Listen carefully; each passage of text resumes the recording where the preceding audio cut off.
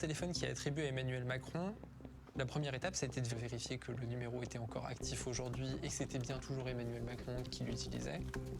Et donc le moyen le plus simple de vérifier si c'est toujours, c'est de lui écrire. Donc en fait, on va renvoyer un SMS à Emmanuel Macron. Monsieur le président de la République. Publions la nationale. Cybersurveillance. Dont vous-même avez été la cible. Dont vous-même avez été la cible. C'est plus clair, soyons clairs. En plus, c'est pour ça. C'est ça que vous allez lui dire. Ah bah oui. Dont vous avez été la cible. Ouais. C'est parti. Et donc Emmanuel Macron ne répond pas directement à son SMS, mais 1 heure ou 2 heures après avoir envoyé ce SMS, les services de l'Élysée nous rappellent à propos du SMS qui lui a été envoyé. Donc il l'a bien reçu, le téléphone est toujours actif. Ouais, bah là on va à l'Élysée. Quelques heures après avoir envoyé ce SMS à Emmanuel Macron, on a reçu une invitation à se rendre à l'Élysée, qui venait des services de l'État, pour discuter ce que nous avions trouvé. Pyramide.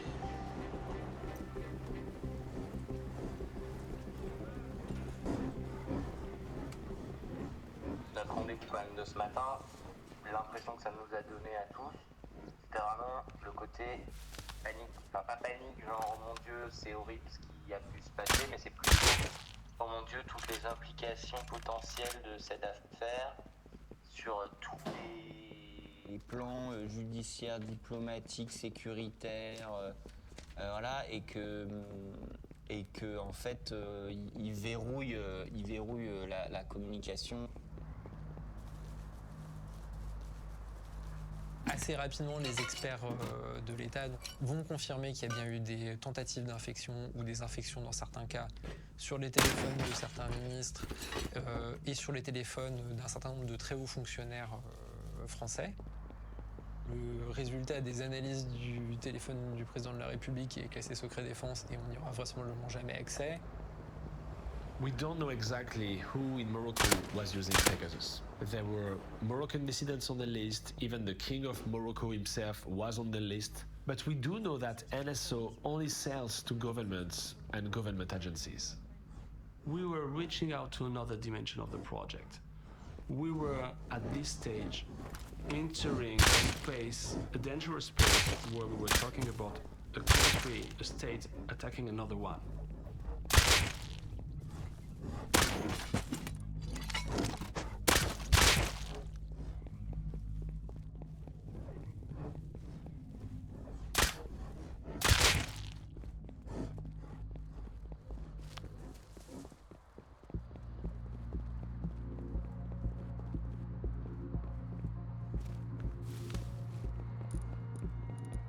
Each time you look at how a client of NSO Group used the technology, it tells you something about that government. In the UAE, Sheikh Mohammed bin Rashid Al Maktoum is Prime Minister, Vice President, and of course the ruler of Dubai. Here is an autocratic leader, massively powerful.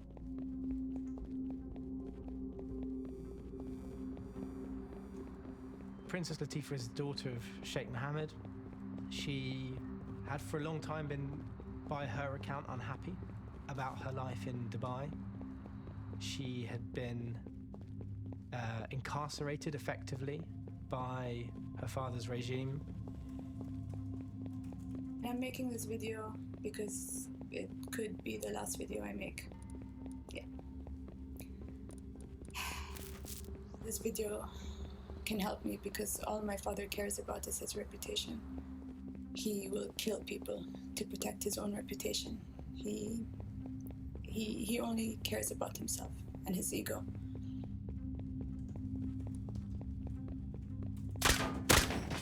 Princess Latifah concocted this extraordinary attempted escape that involved jet skis, a yacht, and a trip to the Indian Ocean. I mean, it's an audacious thing to do. Incredible even that she attempted it. I think remarkable that it nearly succeeded.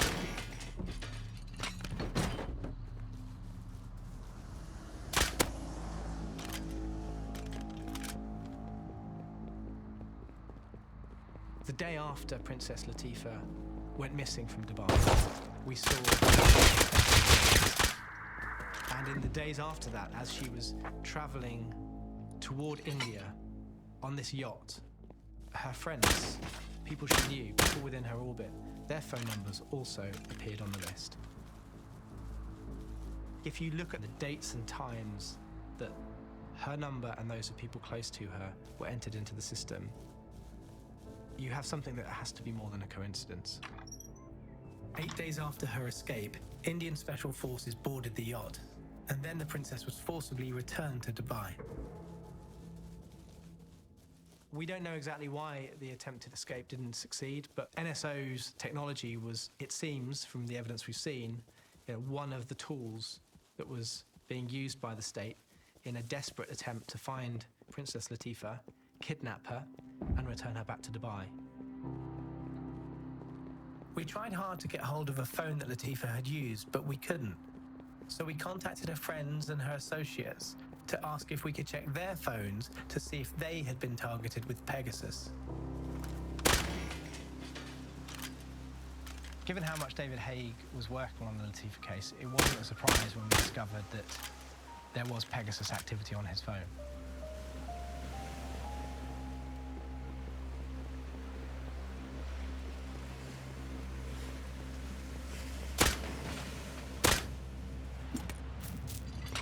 I was infected on the 3rd of August 2020 with Pegasus, I believe at 3 a.m. in the morning, and the next day as well.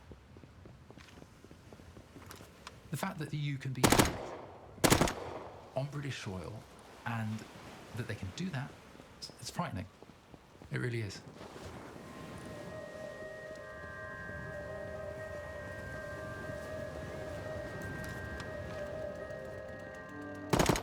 My name is David Hay from Detained International.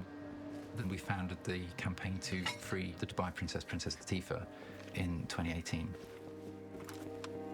David Hay was actually imprisoned in Dubai for alleged fraud, and it was after his release that he became a human rights campaigner. Princess Latifa began to message him after her failed attempted escape. This is a picture that Latifa drew of the jail villa, Villa 96 in Jumeirah, Dubai, near the Burj Al Arab.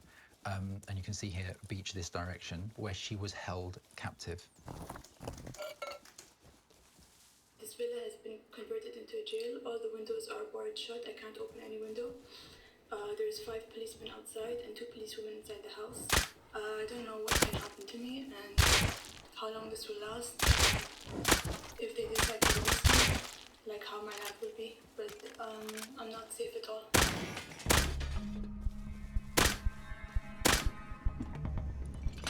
About a week before I'd hacked, our secret contact with Latifa had stopped suddenly.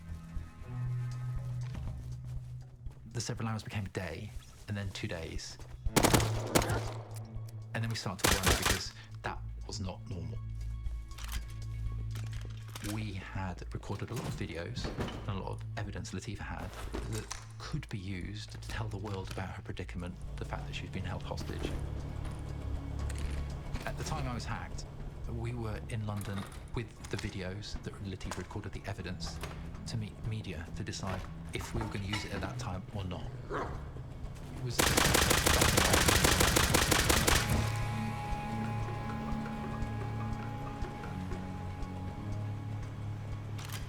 fact that they know your location. Someone could be listening to us now and seeing what we're doing. And it's that sitting in the back of your head every day. We can't let NSO and the governments that abused their system get away with what they've done. Because if we do, and if nothing happens and people are not brought to justice, people are not put in jail, and people are not taken to court, the next company, and the next company, and the next company, wherever they may be, will do exactly the same. And it will just carry on, but get worse.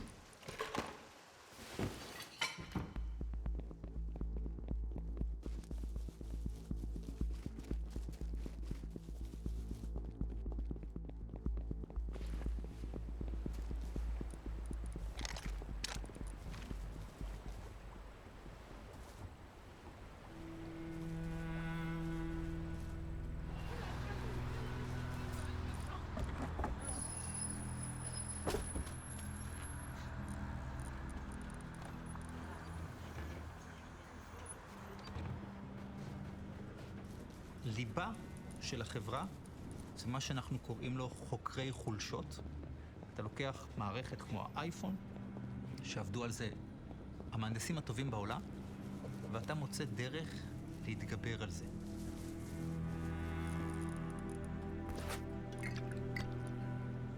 אבל יש מנגנון די משומן של גיוס יוצאי יחידות המחשבים בצבא להייטק האזרחי, לכל מיני חברות. 8200 היא יחידה גדולה בתוך הצבא. ובתוך היחידה הזאת עוסקים בסייבר ההתקפי של צבא הגנה לישראל, של צה"ל. כשצריכים להוציא מידע מהאויבים שלנו, זה האנשים שיעשו את זה. יש להם ידע שהוא נדיר. לוקחים ילדים בני 18, מכשירים אותם מאוד מהר ומאוד לעומק.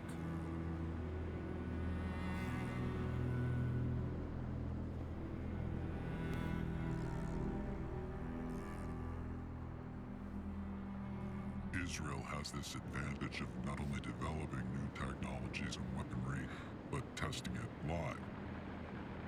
And this is something Israel knows it can use to sell outside.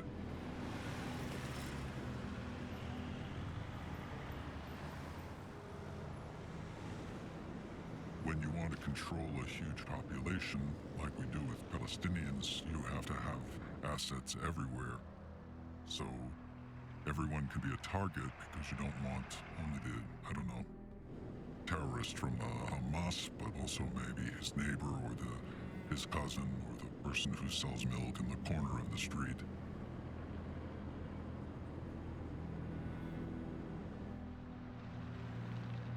If you want to recruit human agents, you need to collect their weaknesses, things that you can use to blackmail.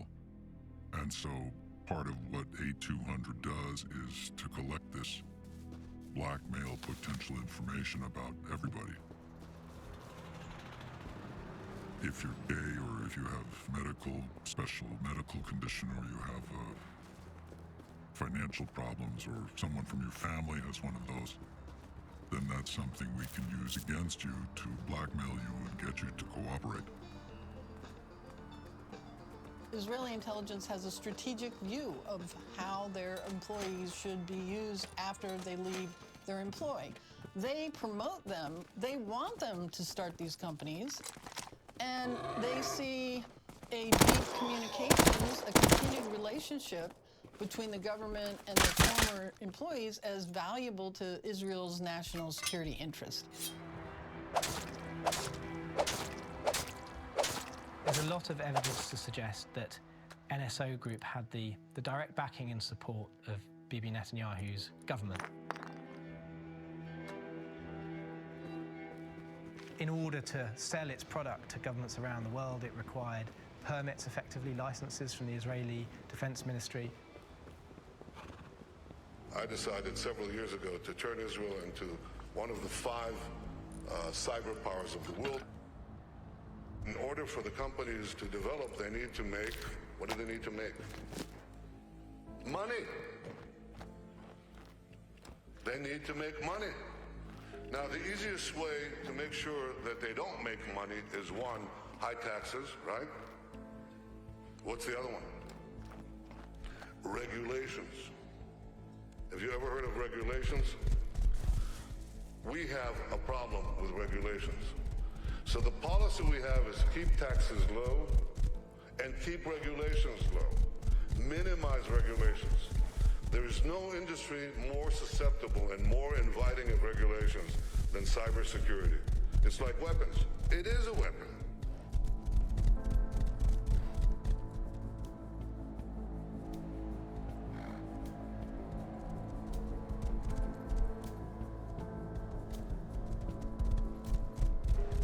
הסיפור של שימוש בנשק כאמצעי דיפלומטי הוא לא חדש בישראל. יש לזה אפילו מינוח, קוראים לזה דיפלומטיית העוזי. ומצאנו מתאם בין לוח הזמנים, בין ביקור של נתניהו במדינה מסוימת, או ביקור של מנהיג מדינה אחרת בישראל, והיום שבו הופעלה לראשונה מערכת NSO באותה מדינה. לפעמים הפעלת המערכת קדמה לביקור המדיני, לפעמים הביקור המדיני קדם להפעלת המערכת, אבל הקורלציה הייתה כזאת שאי אפשר להתעלם ממנה. דוגמה אחת היא הונגריה, שתחת ראש הממשלה הפופוליסט ויקטור אורבן, המדינה הפכה להיות אחת מבעלות הברית החזקות של ישראל באיחוד האירופי. The timeline for Hungary is that the visit was in July 2017 and the operation of Hungary, we know almost the exact date by the database of Forbidden Stories, it's February 2018. So, similarities. ברשימה הזו של מספרי הטלפון ניתן למצוא מספרים ממרוקו, מבחריין, מאיחוד האמירויות ומערב הסעודית. אז אנחנו יודעים שמדינת ישראל רצתה להתקרב אליהם, היא רצתה לחמם את היחסים איתם. תמונות של נתניהו, כמובן לא בערב הסעודית, שזה עדיין לא רשמי, וזה עדיין יחסים שקורים מאחורי הקלעים. אנחנו רואים שמדינת ישראל מתחילה להבין את הערך שיש ל-NSO, שיש לפגסוס עבור חלק מהמדינות, שאין להם שירותי ביון חזקים, שאין להם יכולות טכנולוגיות טובות, וישראל משתמשת בפגסוס בתור מטבע דיפלומטי, בתור משהו שהיא יכולה להעניק למדינות שהיא רוצה מהן משהו, וככה לקרב את היחסים או לקדם במשא ומתן, ולמעשה זו התרומה הקטנה שלי לפרויקט המדהים הזה שנקרא פגסוס פרויקט.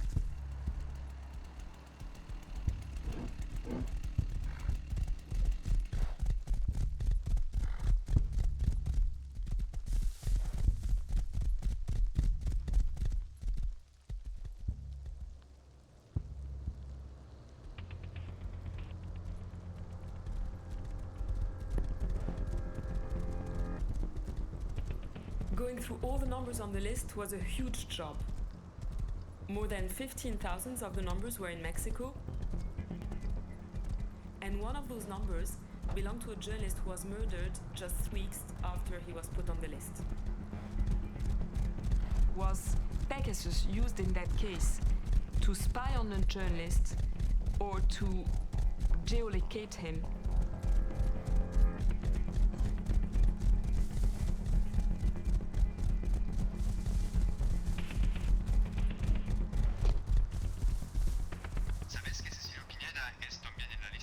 ¿Sí?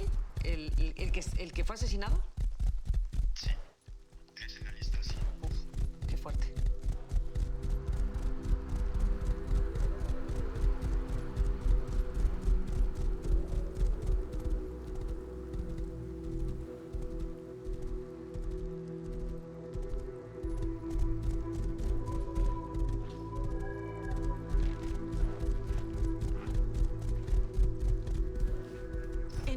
Es muy grave que se haya usado Pegasus como se usó. Me remito al caso de Cecilio Pineda y de Pegasus Project lo mostró públicamente que su teléfono fue ingresado días antes o semanas antes de haber sido cometido el asesinato.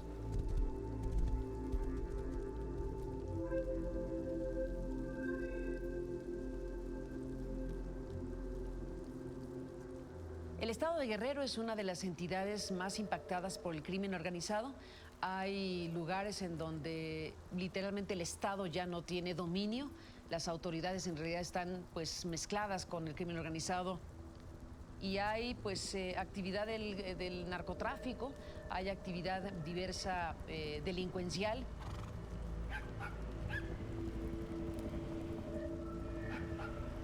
De acuerdo con el reporte de la policía, varios sujetos armados llegaron a un autolavado donde el periodista Cecilio Pineda esperaba que le entregaran su camioneta y le dispararon.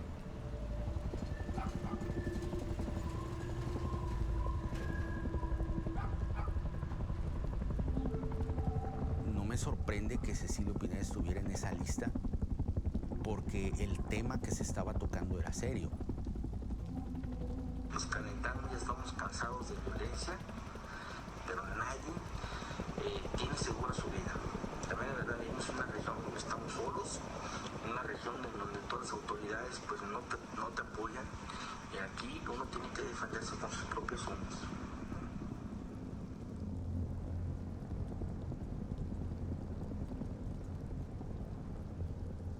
Buenas tardes, amigos de Tierra Caliente, pues aquí ya de regreso después de estar en 2 municipios de la región y pues nos encontramos con esto. Cecilio te había hecho un video, venía en camino y quiso dar un mensaje anticipado de lo que iba a presentar después. Él dijo que unas horas después iba a mostrar el video de la relación que había entre el gobierno del estado y el grupo del tequilero. Después de eso ya no presentó nada. A él lo asesinaron.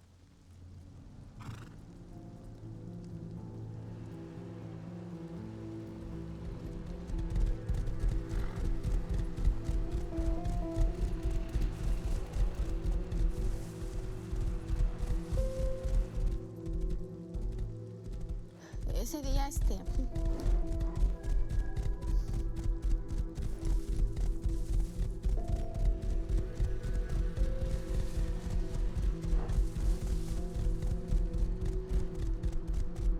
y ya al llegar a la clínica, yo quise pasar a verlo. Entonces me dice la señorita, no, se lo están atendiendo. Entonces yo pensé pues que iba a estar bien. Dije, no, pues nada más fue pues algo.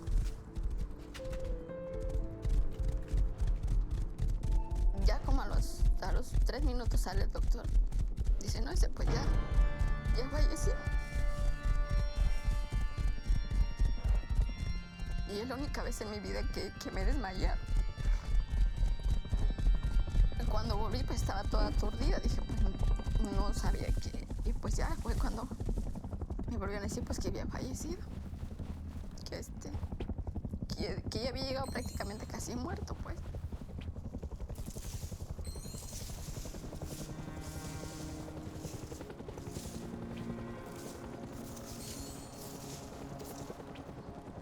You can only prove infection if you do forensics on the phone and find traces of Pegasus.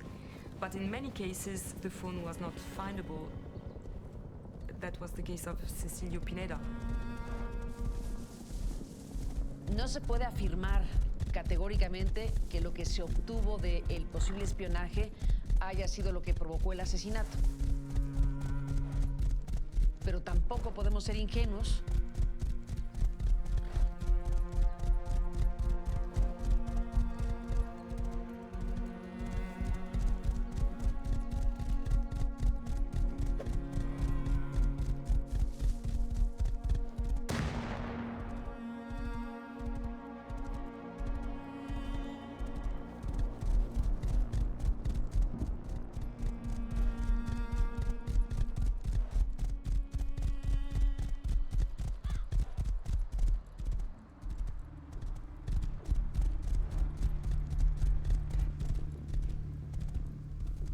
We were able to set up a date where we all agreed that will be the day of the publication. In 2021, July 18. We knew that the most dangerous phase was those 2 weeks before the publication, when you knock on the door of the NSO group to say, hey, we have forbidden stories, we are 80 reporters, we investigate your businesses, and we have evidence of a global misuse that is threatening democracy. On rentre dans la phase un peu d'inconnu. Peut-être qu'en face, il va y avoir une vraie stratégie pour discréditer tout ce qu'on a fait. They can blackmail the source. They can hack me, one of the person of the team. They can follow us. They can come into our offices. By now, the members of the consortium had managed to do forensics on over 60 phones connected to numbers on the list. And we had forensic proof that at least 37 phones had been targeted or infected with Pegasus. The more publication day was approaching, the more paranoid we all became. Before publication, we already had that habit to switching off the phones or even our computers before having any conversation about the investigation. So most of the day, we were living and working without our phones or even our computers. So we had different ways of working, we had other devices we could work on. Et il faut s'attendre à ça. Il faut s'attendre à ce que même nos partenaires aient des réserves parce que NSO les aura approchés ou des proches de NSO les auront approchés pour leur dire qu'en fait on s'est trompé.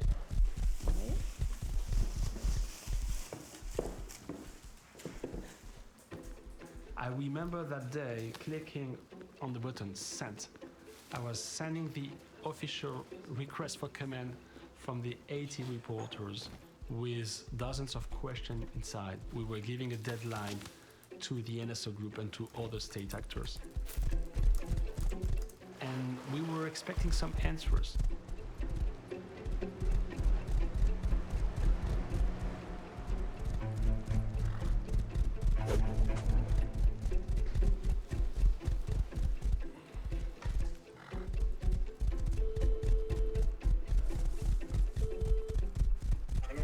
This is Laurent Richard from Forbidden Stories. How are you doing?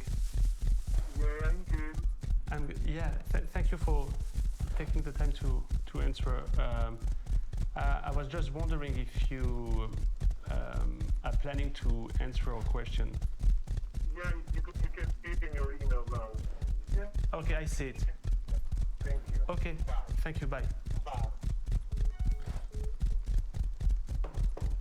Okay, what we got is an email from the NSO group saying that all you think is wrong. Thank you, best regards. NSO group firmly denies false claims made in your report, which many of them are uncorroborated theories that raise serious doubts about the reliability of your sources as well as the basis of your story. C'est incroyable. C'est dingue.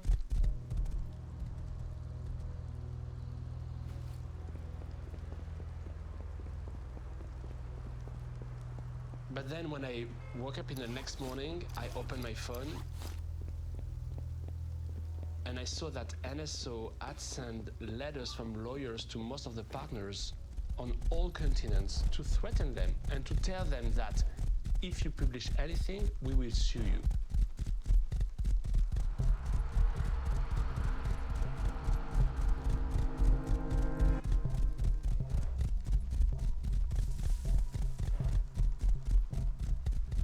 It's a bit tense here, if I'm honest. Yeah.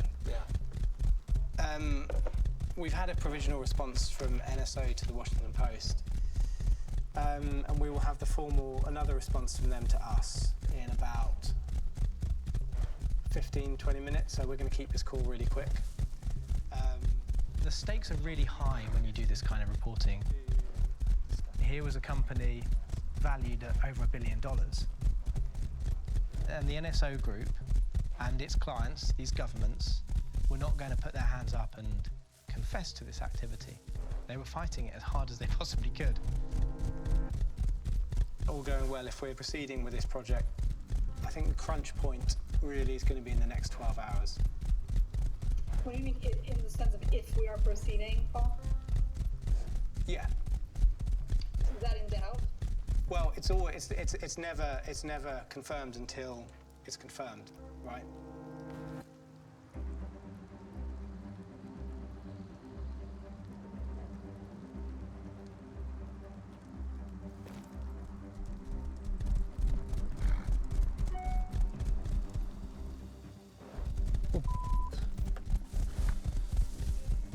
We can confirm at least au moins 3 noms de votre enquête. Emmanuel Macron, King Mohammed VI et Tedros Ghebreyesus ne sont pas et n'ont jamais été des cibles ou sélectionnés comme cibles par des clients de NSO Group.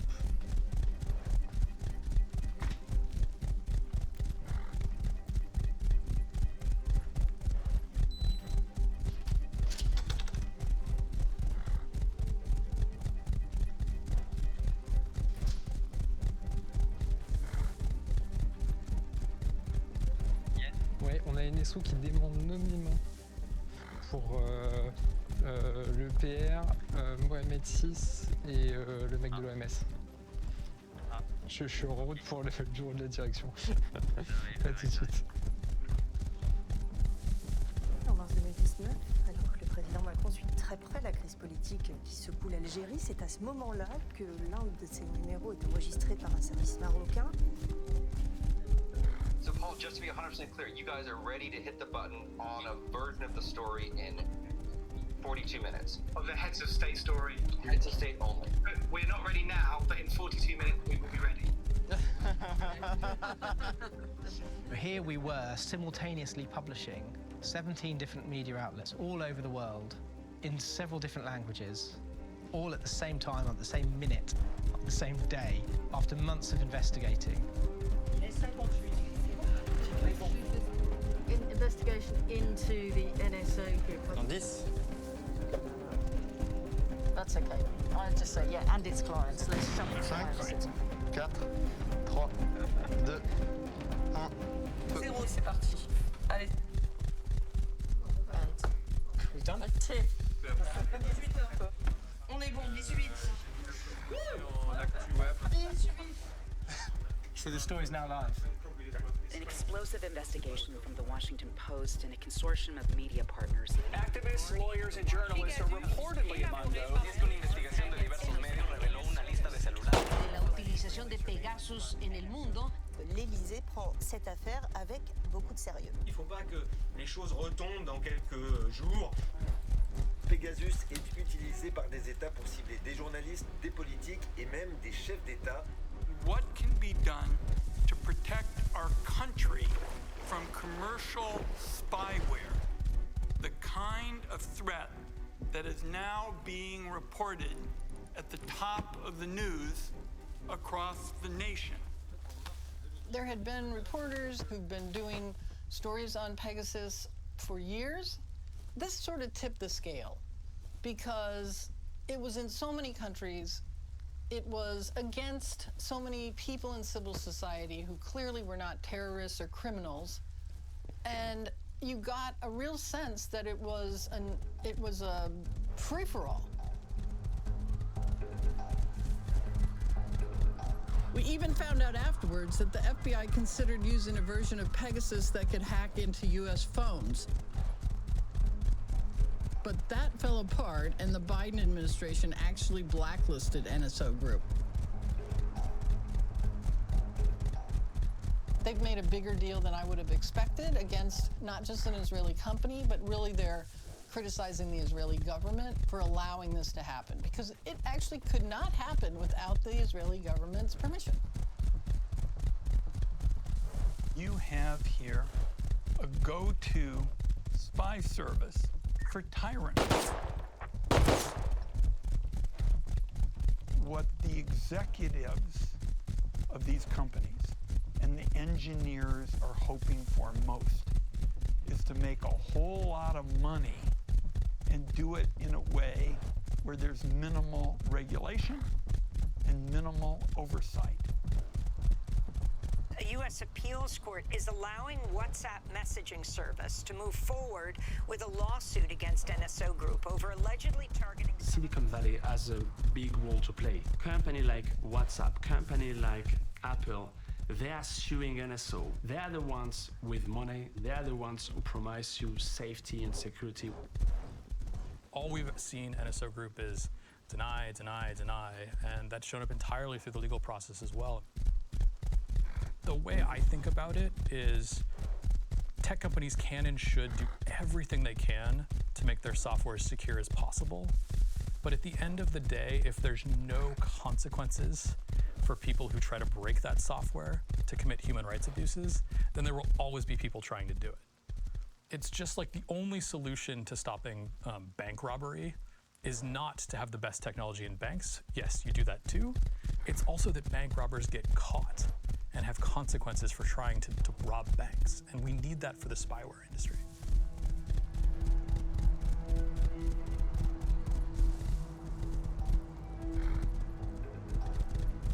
Pegasus spyware is once again back in the spotlight. This time for targeting pro-independence supporters in Spain's capital. Several members of Poland's opposition have produced evidence they were hacked by Pegasus. This scandal is being dubbed the Polish Watergate. In Europe, we were discovering new victims of the spyware, and new countries were accused of using Pegasus to spy on their opponents. At the European Parliament, representatives from NSO agreed to answer questions from politicians. It was the first time they'd done this.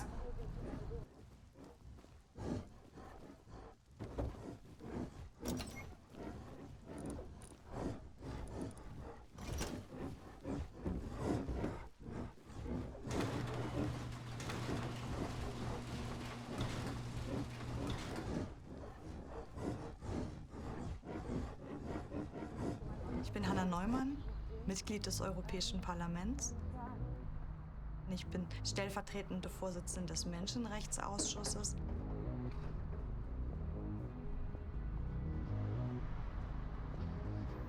Es war schon ein langer Weg, zu diesem Untersuchungsausschuss zu kommen.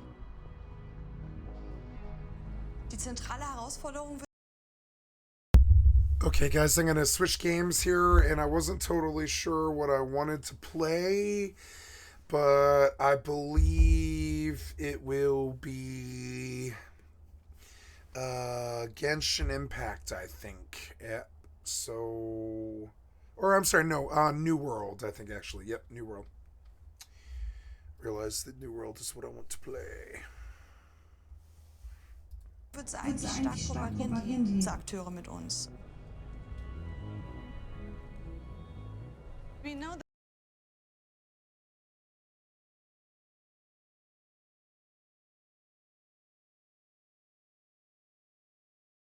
Okay, guys, switching up New World. Sorry, I had to go to the restroom. Just had a minor pause there. Gonna finish this video. Thank you for sticking with me. Just a reminder, it's getting towards the end of the shift, but I just wanted to do a station identification here because I haven't been doing that enough lately. I figured nobody cared, frankly. But if you do, I am not an affiliate of Twitch or any other, YouTube or any other platform. So if you would, please come to skycat.live and click on the cat space to donate. I would appreciate it. I'm a full-time variety gamer all day, every day. Put me on in the background. I'm on YouTube. Thank you so much. Sorry for the ad.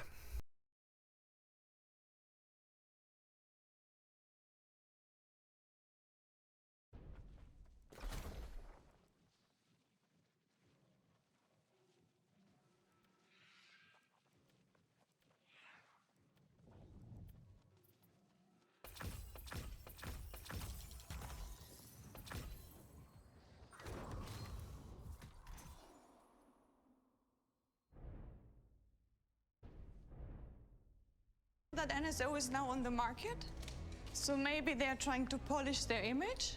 That would be interesting to see.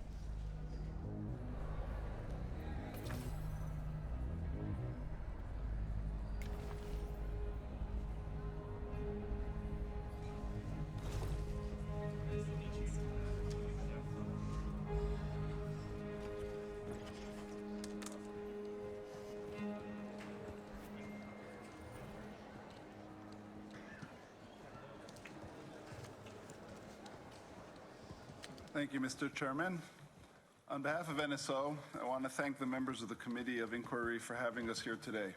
Before we begin, we should note that there are limits to the information we can share with the committee and others. As you know, NSO is a private company providing export-controlled cyber intelligence technologies only and exclusive to government agencies for the purpose of preventing and investigating terrorism and other serious crimes. As a result, we are unable to share details about our customers, as well as the crimes prevented and criminals tracked and apprehended using our technologies or trade secrets of the technology. It is not true that NSO Group operates Pegasus and collects information about individuals. It is not true that NSO Group sells its technology to private companies. The issues that came up about Jamal Khashoggi, about President Macron, the system was not used on those numbers. I will go immediately into the Q&A session of today's meeting. We already have about 15 members who've asked for the floor. Have you ever terminated a contract with an EU member state? We have terminated contracts with EU member states, but to get into, again, exact numbers. That's fine, thank you. Next question. If a country does not give you a permission to audit, is that a reason for you to terminate a contract, yes or no? I stated before, if they do not allow us to do the audit and do not participate in the provide us with the information needed in our investigation, yes, that is a reason to terminate a contract. I can state with you that we've terminated 8 customers over the past several years. Have United Arab Emirates and Saudi Arabia ever gone through your due diligence check, and have they passed it? As I said, I'm not going to respond to questions regarding specific potential customers. Given that UAE and Saudi Arabia have been using Pegasus software, who are legitimate actors to issue warrants in these countries according to your checks? Again, I repeat it again, and I'm not going to respond to questions regarding specific customers. Yes, I hear. Witam pana. Witam pana. Jestem z Polski.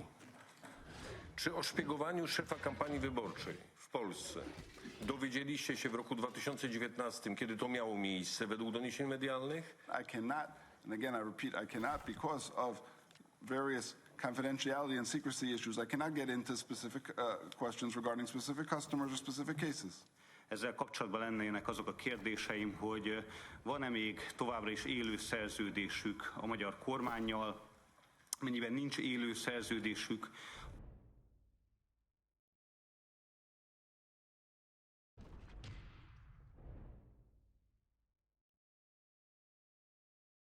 Almost undeniable.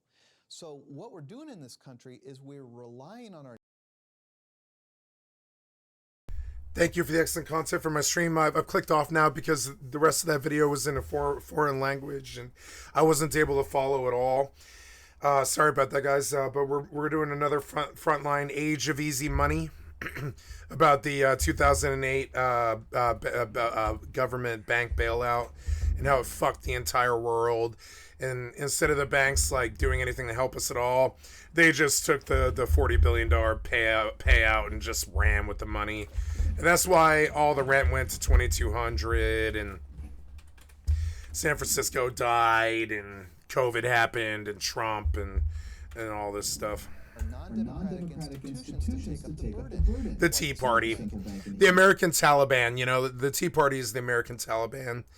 We got the Tea Party because of, you know, this bank bailout, and it sucks. Which leads you to the surreal place where we are today, where this committee of 12 people is making these decisions that could very well plunge our economy into a deep recession and cause financial crisis. In the early days of the Easy Money experiment, Fed Chair Bernanke promoted his plan, saying it would create a wealth effect. That boosting the stock market would make people feel wealthier and start spending again. There's no doubt quite a bit of opposition. But he was met with some skepticism and concern that the decision risked causing runaway inflation. He went on television to push back on the critics. Looking at some of the risks and uncertainties associated with doing this policy action. What I think they're not doing is looking at the risk of not acting. QE2 has become a punching bag for everyone, top-tier economists to Sarah Palin. Inside the Fed itself, Thomas Honig was sounding alarms about the long-term consequences. You are the one member of the Fed that has been critical of 0% interest rates. Over the course of 2010, he argued against Bernanke's plan at every meeting. I'm out of practice. God damn it, I'm out of practice. This was fundamental. So I really somebody was here fighting this. Nope. And I didn't want to be associated with it. So I voted no. Did you think it was a radical policy? I certainly did think I was a radical policy. And I think most people did. It was meant to be radical. And so my concern was we had come through a crisis. And we provided the liquidity necessary to come through. And we're on the other side of this crisis. The economy was recovering. And yet we were engaging in a deliberate effort to have easy money. What were you most concerned about if easy money continued? I thought that it was unnecessary to do. I thought it brought new dangers. When you keep interest rates at zero and keep pumping money into the economy, you favor the debtor and you penalize the saver, which you are saving for nothing. I mean, you get nothing for that. And if you're a borrower, well, life is good. You borrow for nearly nothing. So you actually encourage speculation. You encourage additional risk. In fact, that's one of the reasons they did quantitative easing was to encourage greater risk taking. Where were you? I had like 20 mobs on me.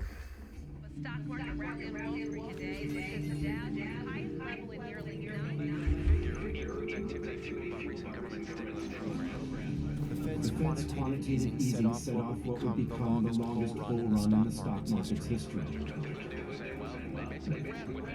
By design, QE effectively lowered long-term interest rates, making safer investments like bonds less attractive and riskier investments like stocks more attractive.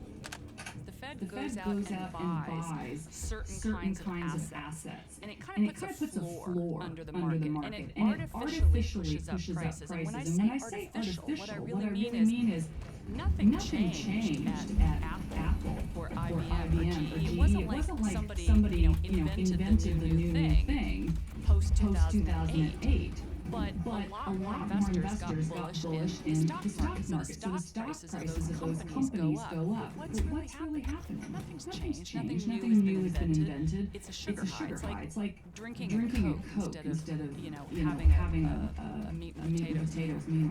You've got oil up, got gold up, got copper up, got stocks up, got futures are up, all because of central banks and the stimulus to you. On Wall Street, no one seemed to mind. The stock market rally continued. The old saying is, don't fight the Fed.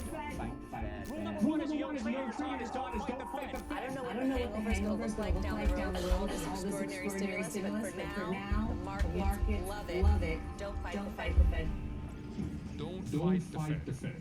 The one institution that has a printing press in the basement, and there's no limits to how much you can use. That is what makes the Fed such an influential player in the marketplace. Mohammed Al-Arian remembers it well. He was running the largest bond fund in the world at the time and helped advise the Fed on its QE experiment. Keep an eye on every He shared with them his concerns that the markets were becoming dangerously addicted to the Fed's easy money. His prediction played out in 2013, when after multiple rounds of quantitative easing, totaling more than $2 trillion, Bernanke signaled the Fed might start to taper off. We see continued improvement, and we have confidence that that is going to be sustained, that we could, in next few meetings, we could take a step down in our pace of purchases. I was on the trade floor. I remember Chairman Bernanke saying that he would taper. First we had to figure out what does taper mean. And the minute people realized what taper meant, they just that the Fed would step back from buying all these securities. And even though the Fed said it's going to be gradual, it's going to be measured, the markets had a massive tantrum.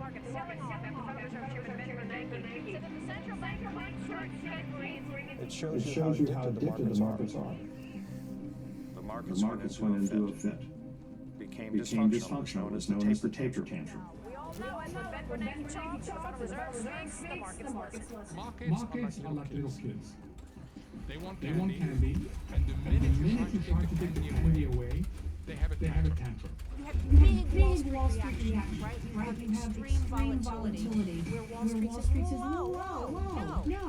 no, unacceptable, and values plunge. Of course, the Fed doesn't like that. Nobody likes that. That's a precursor to instability. Right, but it put the Fed in a real bind. And Chairman Bernanke had to go in a conference in Boston and say, no, we're not tapering. You can only conclude that highly accommodative monetary policy for the foreseeable future is what's needed in the U.S. economy. Every single time the Fed would start talking about, okay, we're going to maybe taper back faster, or we're going to think about raising rates. Boom, stocks would correct because stocks wanted that easy money dopamine hit.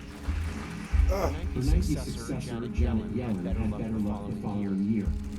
She was able to pause the quantitative easing part of the easy money policy without a tantrum. part by suggesting she'd maintain the Fed's massive balance sheet of assets it had bought and to keep short-term interest rates low. The FOMC reaffirmed its view that the current 0 to 1.25% target range for the federal funds rate remains appropriate. The Fed justified its actions in part because the fears about runaway inflation hadn't materialized. And in fact, it was running below its target of 2% because economic growth was still low. But Yellen's partial easy money pullback didn't dampen concerns and criticisms about the ill effects of the Fed's policies.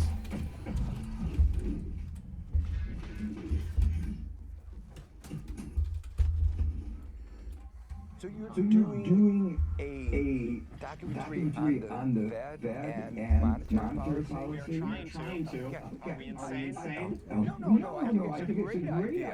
Okay. Joseph Stiglitz is one of the most well-known economists in America and a winner of the Nobel Prize. The intention of the Fed was to stimulate aggregate demand. He told me that while the Fed had done some good, he worried at the time that by stoking the stock market so aggressively, it was exacerbating economic inequality.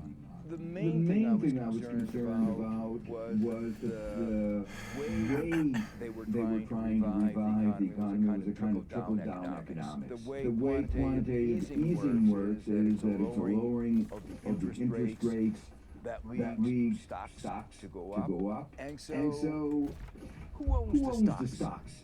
It's the people in the top. Not just the top 10%, 1%, 1/10 of 1%. And so it increases enormously wealth inequality. We had had increasing inequality really since the late 70s. And this was putting that on steroids. What sort of response did you Please get off the horse, Jesus Christ. to what you were saying at the time? Our mandate is to do what we can to increase employment, to use the tools that we have, and that's what we're doing. I heard a similar response when I raised these issues with the president of the Minneapolis Fed, Neil Kashkari, in March of 2021. He was the only current Fed official who agreed to speak to us. The Fed has been on a mission, I've been on a mission to put Americans back to work and help them get their wages up, especially for those lowest income Americans. And if it has had some effect on Wall Street, to me the trade-off is well worth it if we can put Americans back to work so that they can put food on the table, they can take care of themselves. That is profoundly beneficial to society. One of the things that we have seen in this country is a widening wealth gap. The question is what role, if any, the Fed has played in widening that wealth gap. Well, this is a great point, and I'm glad you raised it. Most people who make this argument ignore the fact that for many Americans, they don't own a house, they don't own stocks, they don't have a 401k. The most valuable asset they have is their job. So by putting people back to work and helping to boost their wages, we are actually making their most valuable asset more valuable. Middle class economics works. President Obama today in Wisconsin fired up over jobs. 223,000 added in June. In fact, by 2015, the employment numbers were improving dramatically. The critics I spoke to said the Fed's focus on jobs was missing the full picture. I mean, Neil Kashkari told me that a job is a great asset. This may be. I'm not so sure that's true for the folks working 3 jobs behind the counter at the supermarket. I think that is an elitist assumption of what labor income is good for. Karen Petru was an unlikely critic of the central bank. She spent her career inside the financial system, advising banks and big investors. 2015 to 2020 was actually considered a time of recovery. Unemployment was getting to record lows, and there was a kind of conventional wisdom that the economy was in a good place at that point in time. So you disagree with that? I did because most Americans disagreed. The majority of Americans said they were economically anxious. Significant percentages of people who were in the statistical middle class were skipping medical treatments because they didn't think they could afford them. 40% of the United States didn't have $400 in a rainy day fund, and they were at risk of imminent financial peril. The entire group. That's not some of this. What about this idea that there was record unemployment? Record unemployment was judged the way conventionally the Fed chooses to judge it, not by taking into account the people sitting out working because they couldn't get enough wages with their jobs to make going to work pay. Employment was fine, so by at least some numbers, wages weren't.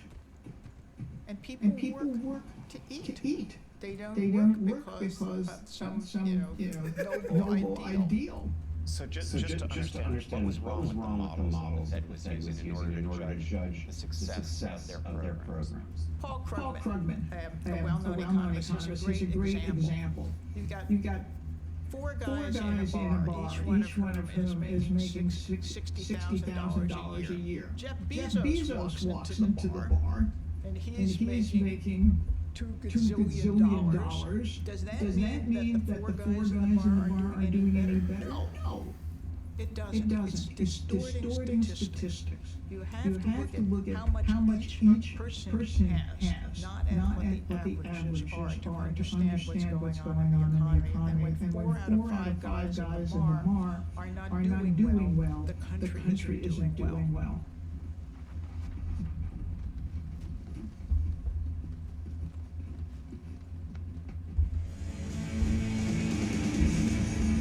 The growing sense that the system was not working for the poor and middle class became a central theme of Donald Trump's populist campaign. Sadly, the American dream is dead. When you have a society with the middle struggling and the rich realizing like almost unimaginable gains, it starts to corrode the civic foundation. People start to feel like this cliche you hear all the time, that the system is rigged. You know what? He's just thinking what we're all thinking, but he's saying in the public domain, the political domain. The fact that a huge portion of Americans were willing to vote for a president like Donald Trump, whose entire campaign seemed to be burning down the system.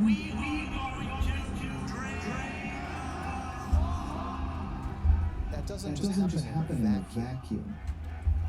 We are going to fix our inner cities and rebuild our highways, bridges, tunnels, airports, schools, hospitals. It was a moment of potential for the Fed's easy money policies. Trump promised to take advantage of the low interest rates and create jobs by investing in new infrastructure. We will create millions of new jobs and make millions of American dreams come true. But once in office, the political paralysis in Washington only intensified. Congress simply hasn't been willing to find the amount of money necessary to do it. Making big economic investments all but impossible. There just wasn't the political cohesion to push through these major programs. And you saw a lot of op-eds by a lot of economists, and even Fed bankers themselves, after the first or second or certainly third and fourth round of quantitative easing, they were saying, please give us some fiscal policy, meaning give us some government actions, direct this money to the right places. We can't do all this alone. We can keep rates low, we're trying to keep rates low here, trying to keep confidence high, but we can't make you spend on a bridge or revamp a school. Are you saying that there was sort of a squandered opportunity here? 100% it was a missed opportunity. We didn't use the cheapest money in memory. I don't want to say in history, but certainly in the last several decades. We didn't use that opportunity to spend on the things that would have been almost free in terms of debt. We really missed something that now will be more costly because now that interest rates are going up, I still think, for example, we should do more infrastructure spending. We should revamp it, but it's going to be more costly to do it now. It's the largest, I always say the most massive, but it's the largest tax cut in the history of our country. And reform, but tax cut. The marquee legislative achievement to the Trump administration would instead be a tax cut that further boosted the markets and deepened economic inequality. The jury is still out on whether it contributed to the economic growth that it started to tick up during the Trump presidency. But to some inside the Fed, it seemed like an ideal time to pull back on the easy money experiment. One of them was Jerome Powell.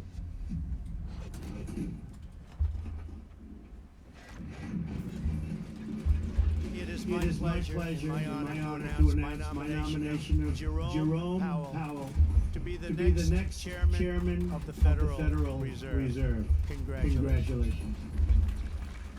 Trump appointed Powell in late 2017. Jay Powell is a profoundly competent, smart guy who has spent his entire career at the nexus of big money and big government. In the years since the global financial crisis ended, our economy has made substantial progress toward full recovery. Self-acknowledged Republican, he's a conservative, he tends to embrace the deregulatory view of the economy. He's also a Wall Street guy who came up through the business of corporate debt and deal making. The Fed had already begun raising rates and reversing QE. They'd call it quantitative tightening, or QT. Powell took office eager to accelerate the effort. Really extraordinarily accommodative low interest rates that when the economy was quite weak. We don't need those. They're not appropriate anymore. Once again, the market threw a tantrum. A brutal week in the market down and now on track for their worst December since the Great Depression. The global financial system short-circuit. Decline, accelerate. Jay Powell's President threw a tantrum too. I think Fed's raised into correction that I think is caused Federal Reserve. If the Fed knew what it was doing, they would lower rates and they would stop quantitative tightening. The president has been attacking the Fed chair on Twitter very often for raising interest rates with the Fed's decision to raise interest rates. He suggested it would hurt them. Quantitative was a killer. Should have done the exact opposite. Powell would change course. The Federal Reserve cut a key short-term interest rate today after raising it as recently as December. You see this complete reversal and what a lot of investors and economists saw as a capitulation to financial markets. Financial markets don't like this, so the Fed's going to reverse course. And that has defined Chair Powell ever since then. A tricky balance for Chairman Powell. He'll now face criticism that the Fed has bowed to pressure from the White House or Wall Street or both. Sacrificing the central bank's precious independence. The Fed blinked, and the Fed reversed course when the market was down some 20% and went from tightening policy to easing policy. And it became very clear to the market that saving the stock market was now one of the Fed mandates. And I think that had really ominous ramifications for the future.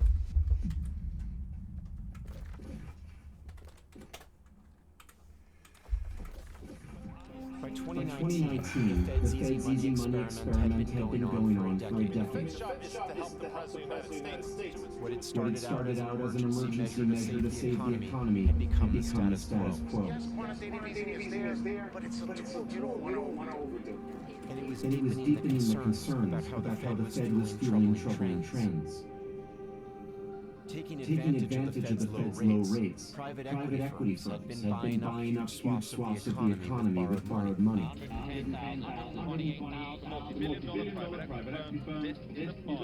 Concentrating wealth and ownership of everything from houses to hospitals.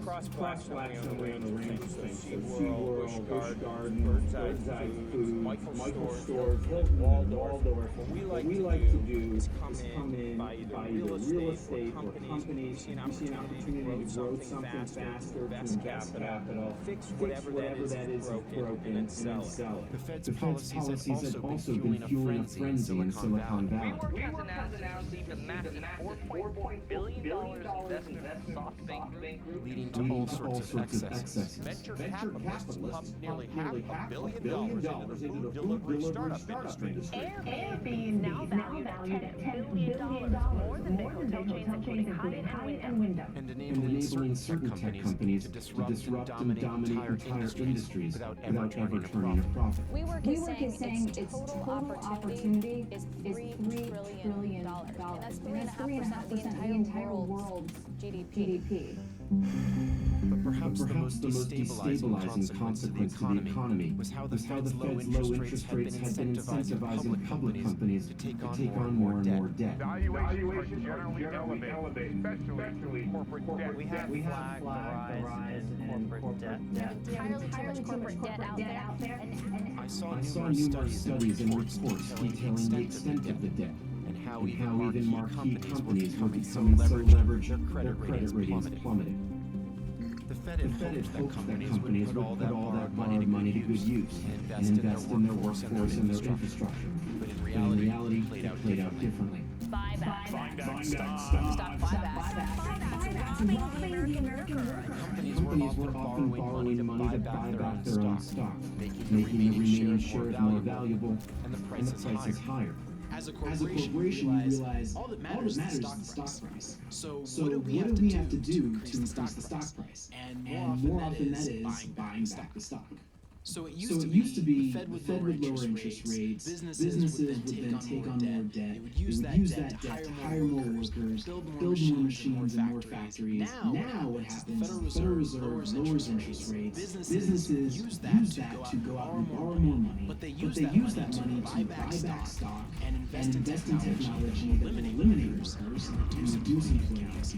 They use that money to give the CEO and other corporate officers big bonuses and then eventually issue more debt and buy back more stock. So it's this endless cycle of things that are designed to increase the stock price rather than improve actual company. GE just authorized a $50 billion stock buyback. The numbers were astounding. More than $6 trillion in corporate buybacks during this easy money decade after the financial crisis. $50 billion stock buyback. That makes a big difference to the stock price. Buybacks were an embarrassment, and so it's just another example of things that used to be viewed as kind of, just going mainstream. Sheila Bair, a former top banking regulator, was issuing public warnings at the time that the Fed was incentivizing bad behavior on Wall Street despite its best intentions. I can't fault the company so much because these interest rates, this interest rate environment creates very strong economic incentives to do exactly what they're doing. It's hard to create a new product. It's hard to come up with a new idea for a service. It's hard to build a plan and hire people in the organization. It's real easy to issue some debt and pay it out to your shareholders, reduce your share price. That's real easy to do, but it doesn't create real wealth. It doesn't create real opportunity. It doesn't create jobs. It doesn't improve the labor market. It's just another example of how these very low interest rates have really distorted economic activity and frankly been a drag on our economic growth, not a benefit. Warren Buffett likes that business. When you get age of easy money like what we've seen, you get a financialized economy that's really more in service to itself. So most of what it's doing is buying and selling existing assets rather than helping real businesses and real people make real investments. But one of the things that's so diabolical, I would say, about easy money and our financialized economy in general is that we're all in it. We're all part of this Faustian bargain of pretending that there's something wonderful happening in the real economy. Really, it's just Wall Street going up. We all want the market to go up because we're in it with our pension funds and with our 401ks.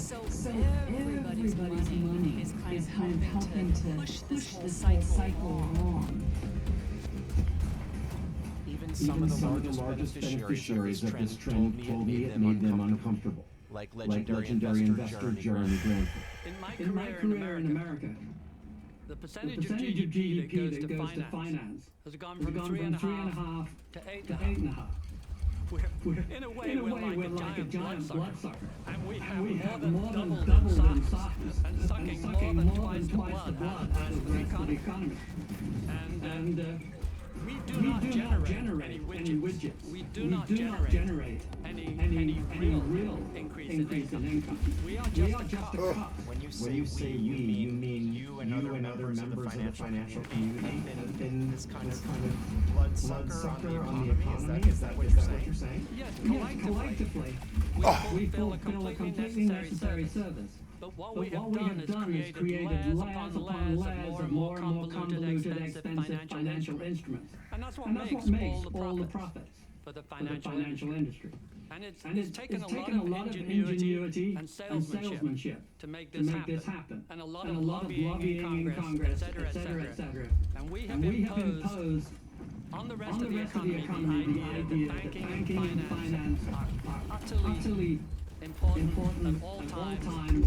If you do anything wrong to us, the entire economy will collapse in rapid disarray. Corporate buybacks, the elevation of corporate debt. How is that viewed by you and others at the Fed? Something we pay a lot of attention to, but when companies are buying back their stock, one of the things they're telling us is we don't have profitable places to invest, and it's easier for us just to buy back our stock. That's concerning in terms of the future of our economy, but that's not because of the Fed. So we pay attention to it, it really matters, but in my view, it's not something that we control. Kashkari and others have pointed out that it's the job of Congress and regulators to address some of these concerning trends. And when we sat down in 2021, he was quick to dispute the criticism that the Fed's policies have really just been boosting financial markets and helping Wall Street. We hear it all the time from Wall Street people that basically that prices are completely untethered from some fundamental reality. There is this idea on Wall Street that the Fed kind of has our back, and that because you may have well-intentioned policies that are trying to get everybody to work, there is this side effect, this unintended side effect of just kind of really helping the rich. That argument ignores the benefit to the poor.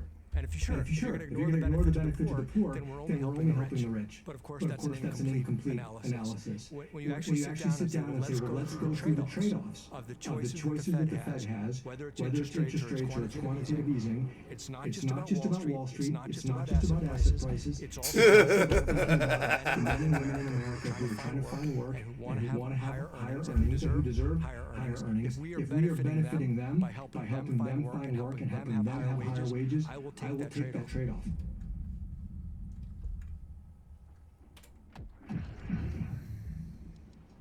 Beyond the debate over the effects on Main Street, there were increasing concerns about fine, respawn that. What would happen to all those companies that had gone deep into debt and their investors if there was a downturn? But some of the most dire warnings were about a largely unregulated sector of the financial world that had become a key player in all the borrowing going on. Finance was getting bigger and riskier. And then there was something else going on that was only noticed later on. The risk had migrated to what we call the non-banks, so the financial systems that are not banks. And it had moved. It had changed.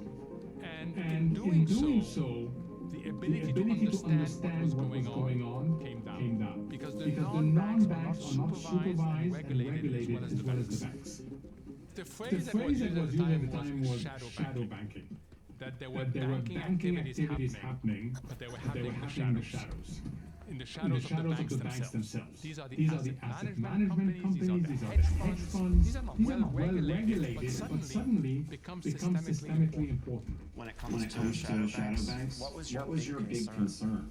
The core of the problem of the shadow banking system is that it's extremely fragile. Lev Manan, who'd been an economic advisor to the Fed and Treasury Department, was warning that even though Congress had imposed regulations on big banks after the financial crisis, shadow banks were largely untouched, and they were endangering the whole system.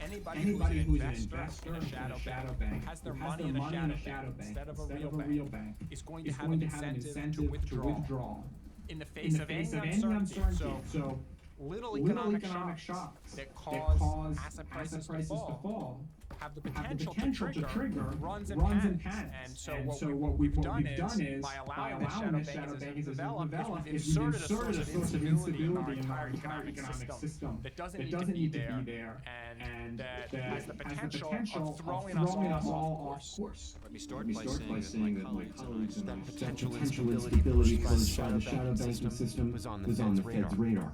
How are you thinking about potential risk bubbling up in the broader shadow banking system? This is a project that the Financial Stability Oversight Council is working on now. Also, the Financial Stability Board globally is looking carefully at leverage lending. And we think it's something that requires serious monitoring. But by the end of 2019, little action had been taken by the Fed, financial regulators, or Congress to rein in the shadow banks and other growing risks. The system remained vulnerable to a shock.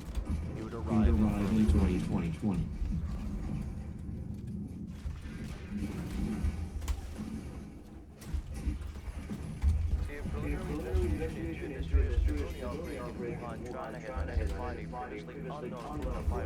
When the pandemic hit, it was so unlike anything any of us had experienced in our lifetimes. Already 45 cases have been reported in China, including 2 deaths. The victims are thought to have contracted the virus in a meat and seafood market. We've been paying attention to what was happening in China for a few months. There are new images out of Wuhan that purport to show the dire conditions in hospitals. I was calling my contacts global businesses that had big operations in China to understand what their employees and staff were seeing. And we were all trying to learn as much as we can about pandemics and what it's likely going to mean.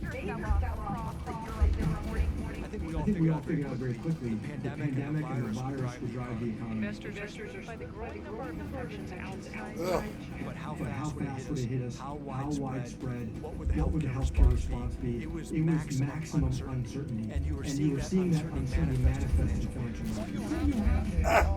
Concerns, fears, worries, and concerns about what's likely to happen next. People were scared. God damn it. Investors were scared. Individuals were scared. And they said, you know what? I just want cash. Markets giving us the worst two-day point drop ever in history. I don't even want treasury bonds. I don't even want corporate bonds. I don't want stocks. I just want cash. And when everybody in the economy says, I want cash at the same time, that leads to potentially a collapse of financial markets.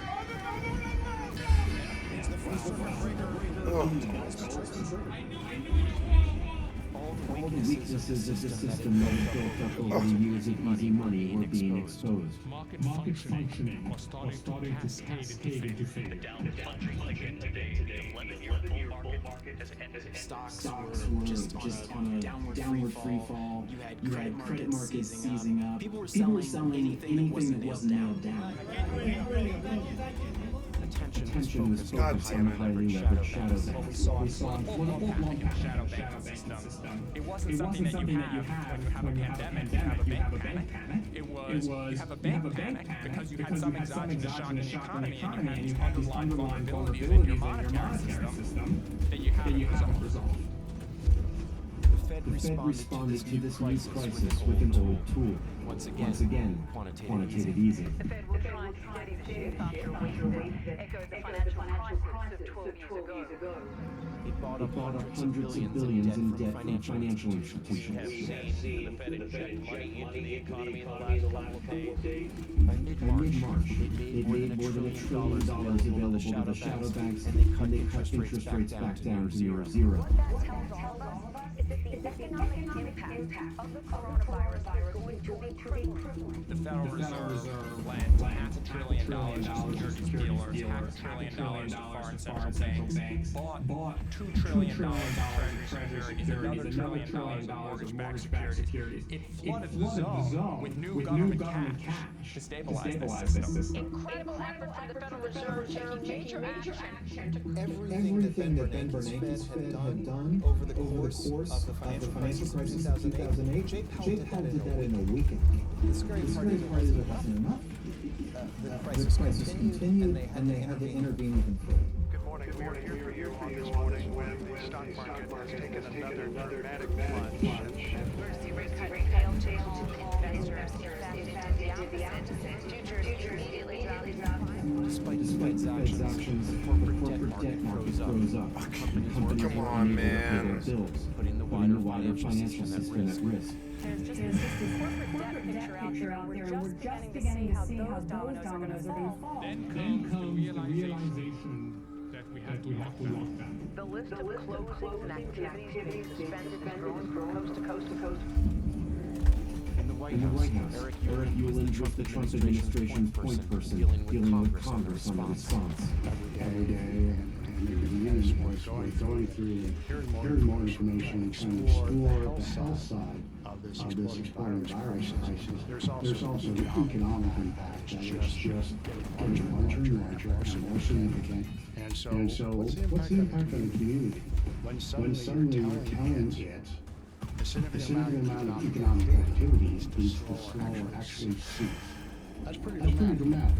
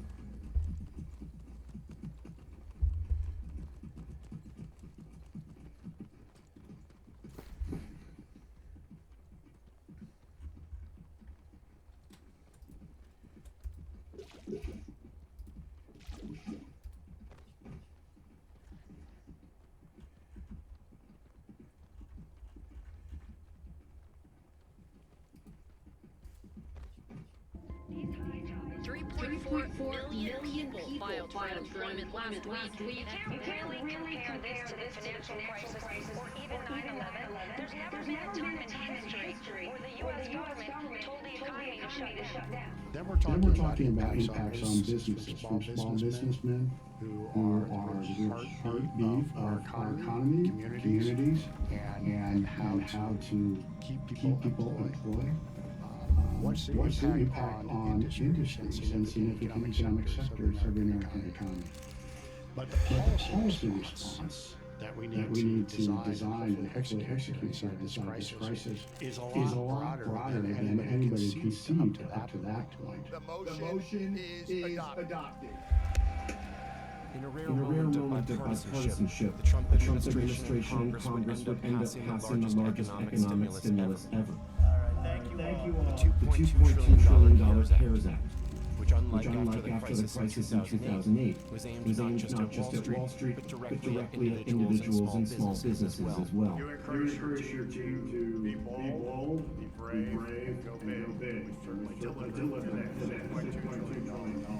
You ain't seen nothing yet what the Fed is about to do. Part of the money would go to the Fed, which announced a new range of loan programs worth trillions. For the first time, it began buying up corporate debt. The easy money experiment went into overdrive. A guy inside the Fed was telling me that what they were doing was not that sophisticated. They were just looking at any part of the market that looked like it was on fire and dumping money on it. We often talk about the Federal Reserve using a bazooka to tackle markets and the economy. This is bazooka, cannons and tanks all at once. So this was huge. This was the Fed stepping in an unprecedented scale and saying to the market, we will do whatever it takes. Many of the programs undertaken rely on emergency lending networks that are available only in very unusual circumstances, such as those we find ourselves in today. We will continue to use these powers forcefully, proactively, and aggressively until we're confident that we are solidly on the road to recovery.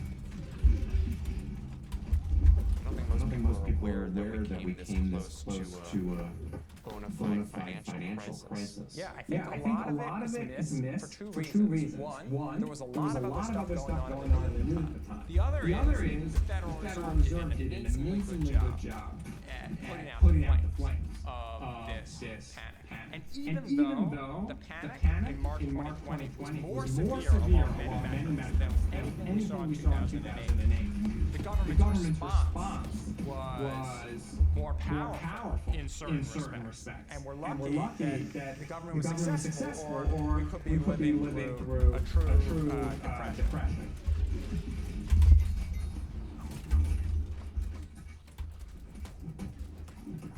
Everything has been thrown in this market to try to keep it. The Federal Reserve now getting into junk bonds. It's a joke. The market is manipulated. You know, they're printing trillions of dollars to pump up the value of publicly traded stocks. Trying to keep workers employed and companies afloat, the Fed has also used its power to rescue some of the riskiest parts of the financial system, like the junk bond market. It's just like a junk bond bailout.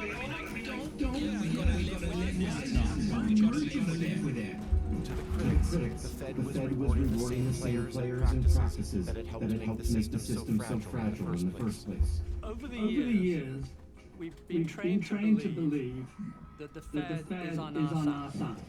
What the Fed has trained us to believe is that if we make a bet in the market and we win, we're on our own. We get to keep the profits. If we lose, they will bend every effort and every dollar they can get their hands on, one way or another, to bail us out. This is asymmetry of the most splendid kind. Billionaire bond investor Howard Marks called the Fed out at the time, saying it was undercutting the way the free market is supposed to work. There are negative ramifications. One called moral hazard, which means conditioning people to believe that if there's a problem, the government will bail you out. And if people really believe that, then there's no downside to risky behavior. Because if there's a problem, you'll get bailed out. If you play it aggressively and succeed, you make money. You play it aggressively and fail, you'll get bailed out. We are truly doing moral hazard. I want to live in a world some hates themselves want to live in a world where their interventions are so central to market outlook and the market. So has moral hazard gotten worse as a result of this bailout? There's no barometer of moral hazard. So I can't give you a reading. All I can say is that for the last year or so, risk-taking has been rewarded.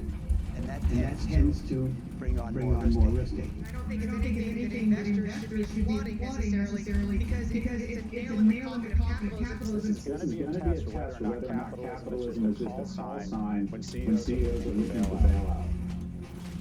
Do you see moral hazard in what has just happened? Oh, absolutely. I think now the entire business community has had a taste of bailouts. And boy, it doesn't work really nice. So I fear that now. The Fed is stepping in not just to bail out Wall Street, but entire corporate America is starting to be embedded into people's thinking.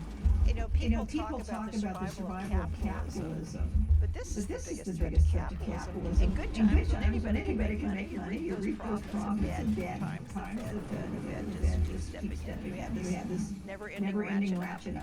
The market's never correct. It's like a no-lose casino. It is a no-lose casino. That's exactly right. This is the second time in 12 years that you and your institution have had to funnel into the financial system trillions of dollars, and there is the sense that the financial markets have an ironclad backstop from the Fed. Well, I completely agree that it is unacceptable that 12 years after 2008 we had to do this again. I'm proud that we did what we did. It was the right thing to do. It was necessary. But it is unacceptable as an American citizen that we have a financial system that is this risky and this vulnerable. But what, if any, responsibility or accountability does the Fed have for the financial system having been so risky and so vulnerable to a shock. Well, I think all financial regulators that have a seat at the table have responsibility for what was left incomplete after 2008 and where we go from here. We need to use this crisis to finish the work that we did not finish after 08. With all due respect, I wonder if you could be a little bit more explicit with me. What will the Fed own when it comes to the vulnerability of the system? Well, I reject the thesis. I actually don't think it's been the Fed's monetary policy that has led to these vulnerabilities. I think it's been incomplete regulatory policy that has led to these vulnerabilities.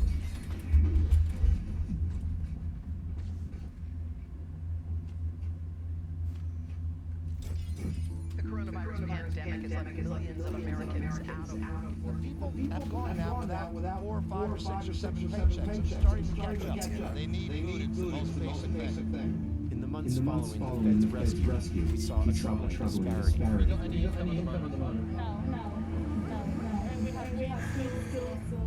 As businesses were shuttered and millions of Americans were living on the edge, the markets did indeed look like a no-lose casino, thanks to the Fed's safety net. The economy may be facing hardships, but the stock market is thriving. The down 3 years, it surged 17%. We ended up in a world where bad news was good news. The unemployment rate is now staggering 14.7%. Bad news for the economy was good news for markets. Why? Amidst all the economic turmoil, Wall Street actually closed out its best week in 45 years. Because when people saw bad news, they said the Fed would have to do more. And it's the market say, bring on the next quarter. And then over the next few months, we saw one record after another in stock market.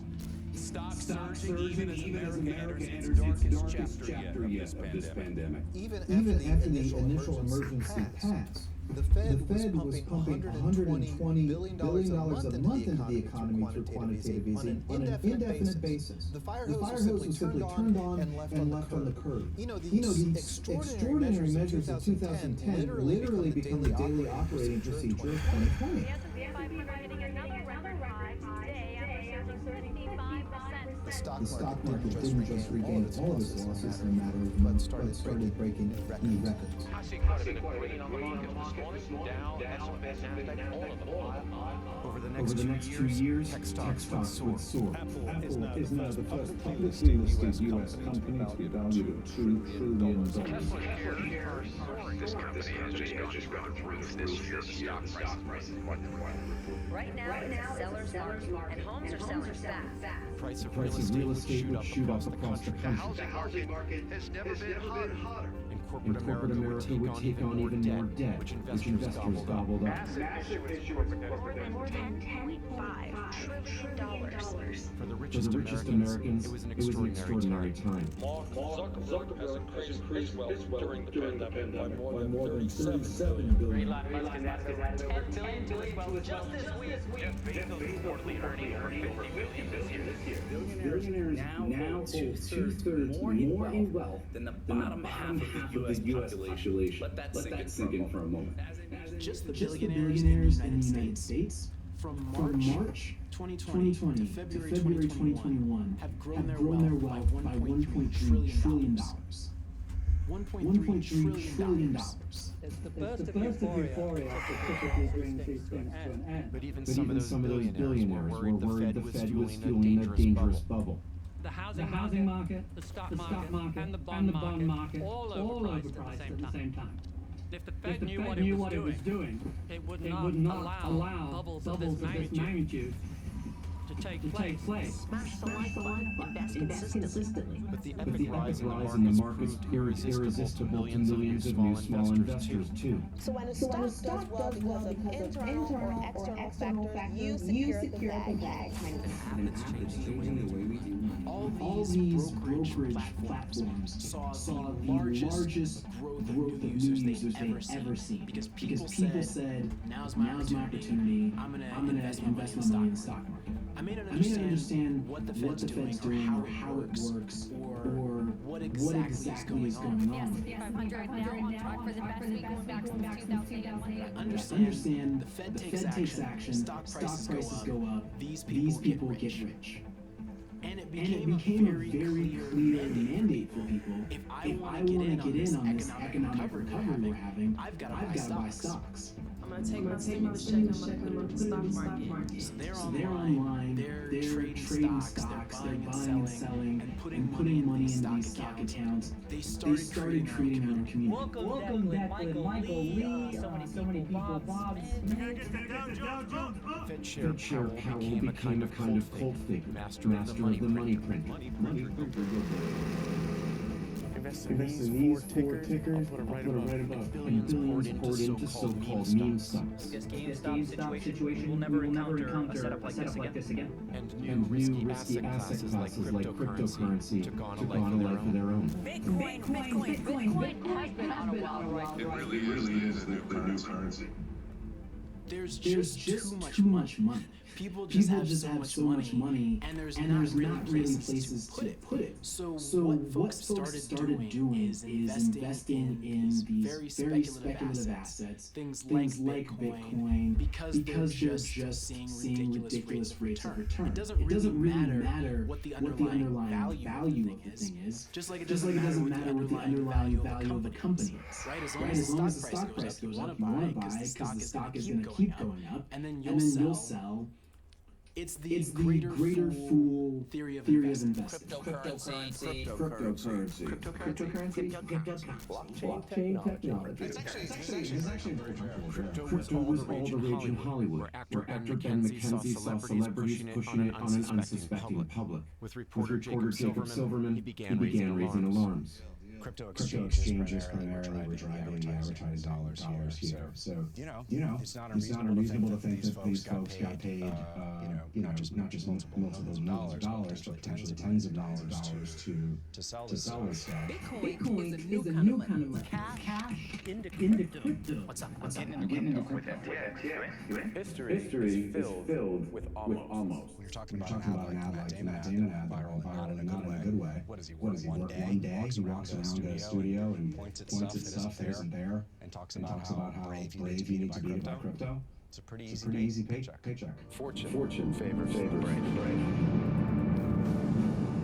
I certainly understand how easy it is to get lured in to cryptocurrency, especially when you see, at least for one brief shining moment, all of your friends and neighbors, or people you follow on social media getting rich. Of course you're going to try. How does the Fed figure into this? Was there just so much money sloshing around that just needed to go somewhere, and crypto was one of those places where it just was like, all right, throw it in there.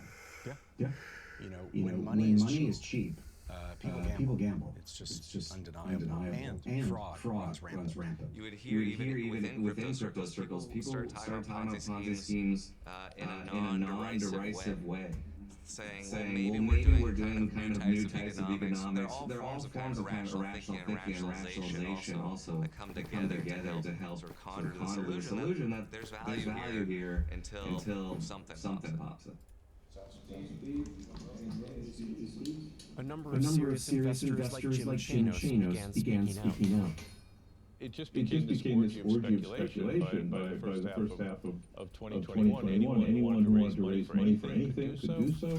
The amount of fraud we saw being floated on top of legitimate companies was really concerning, particularly in places like the crypto space, which was sort of not being regulated. People were creating new coins or NFTs and selling them to the public who was eager to get in on the latest fad. And that bothered me. And you would draw a direct link between what the Fed was doing and the crypto craze? Well, it was all part of speculation that was led to people doing really silly things with their money. At the end of bull markets, at the end of speculative markets, all kinds of crazy schemes get floated to separate people from their money. At least these are different questions, not the same question over and over again. Was last time the same question? Was the same question for 90 minutes? I don't know about that. Yeah, trust me, I have a tape. When I sat down with Neil Kashkari again recently, I asked him how the madness in the markets looked to the Fed. It kind of was mania at the time. The Fed was continuing to flood the markets with liquidity, with money. Did you not see all of that mania as a sign of overheating? That an indicator in the markets was telling you something about what was happening in the economy. Yeah, I mean, we see froth in financial markets not infrequently. There have been other times when we've seen booms in financial markets. If we are going to try to raise interest rates to control excitement in the stock market, who's going to bear the cost of that? The people who are out of work today. If we had said, let's go raise interest rates to try to keep crypto down, keep Bitcoin from going too high, and we're going to keep millions of Americans out of work as a way to do that, that strikes me as a bad trade.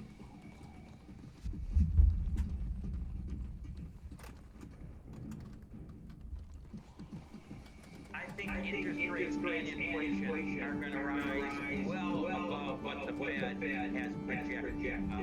As the markets were heating up, so we're concerned that the Fed's policies would fuel inflation. Prices are rising at the fastest pace in more than a decade. But it wasn't just what the Fed was doing. I'm going to help the American people hurting now. The new Biden administration was sending $1,400 checks to many Americans. Stimulus money from the latest COVID relief bill is arriving at bank accounts all over the country. Extending unemployment benefits, tax credits, and other relief programs.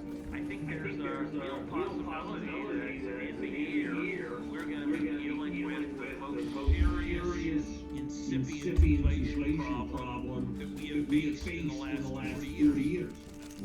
Critics like former Treasury Secretary Larry Summers were publicly expressing concern that all the stimulus money from the Fed and the government would boost economic demand at a time when supply problems from the pandemic were still an issue. People like myself, like Larry Summers and others, saw that the massive stimulus was unprecedented, an order of magnitude greater than the one we had after the global financial crisis, will lead to excessive demand, overheating, and inflation.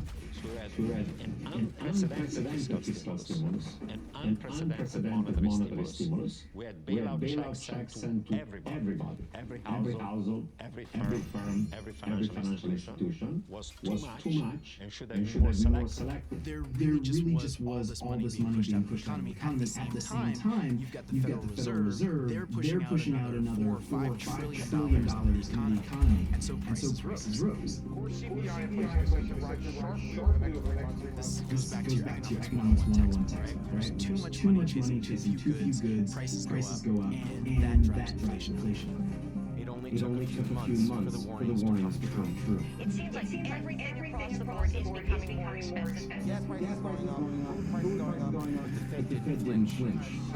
Energy, housing, and cost. It didn't raise interest rates or pull back on quantitative easing. The question now haunting economists whether these price hikes are a pandemic blip or a sign of a long-term threat to the economy. And they had a word for the highest inflation in more than a decade. Transitory. I know you believe this is transitory, but everything's transitory. Life is transitory. This inflation around is not transitory. This is a very hot inflation environment, and the longer the central banks wait, the greater the risk.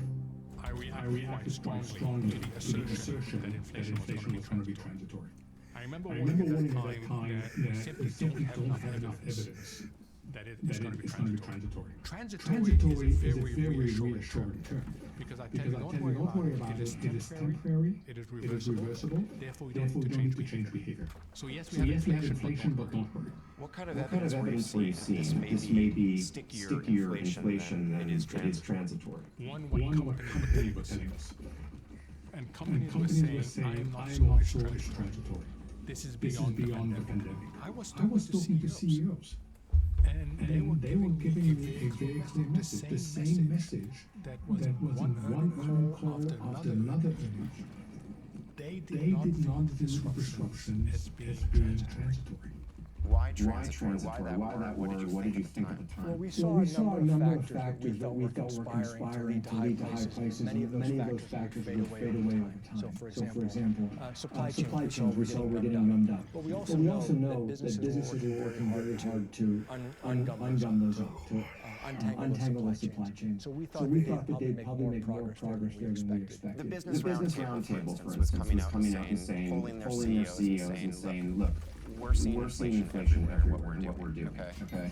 How does something like that land for you at that time? I mean, I take it seriously. I don't dismiss it. Then I map it against the data that we're seeing. But I'll just say, if we did not have an outlier view on inflation or the economy overall, if you look at the consensus of forecasts and experts in America, on Wall Street, around the world, they all basically have the same forecast, which is inflation is going to be transitory. It's going to come back down. Yes, there were outliers. But if you look at the consensus, we were well within the consensus of the experts who studied this. Any regret about not taking the foot off the pedal, seeing what, for instance, the federal government is doing at that point in time? Well, I think, again, knowing where we're now, absolutely. I put the same questions to Brian Deese, one of the chief architects of the Biden administration's $1.9 trillion rescue plan.